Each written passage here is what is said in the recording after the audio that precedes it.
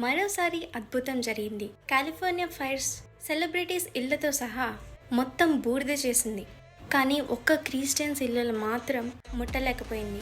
ఎవరి ఇంటి ముందు జీసస్ మేరీ స్టాచ్యూస్ ఉన్నాయో వాళ్ళ ఇల్లులు మాత్రం, మరియు చర్చెస్ని, అంతేకాదు సిలువను, జంతువులుండే ప్లేస్ను కూడా ఈ అగ్ని ముట్టలేకపోయింది. ధనమోహంతో లోకంలో పడిపోయి పాపాన్ని జరిగించేవారు, సాతాన్ని పూజించేవారు నిన్నటి వరకు రాజుల్లా బతికారు. కానీ ఈ రోజున రోడ్డును పడిపోయారు. ఇది మనుషులకు ఒక హెచ్చరికగా దేవుడు పంపించాడు. మా చుట్టూ ఉన్న ఇళ్ళన్నీ తగలబడిపోయాయి, కానీ ఇంటి ముందు చెట్లు కూడా ఈ అగ్ని తాకలేకపోయింది.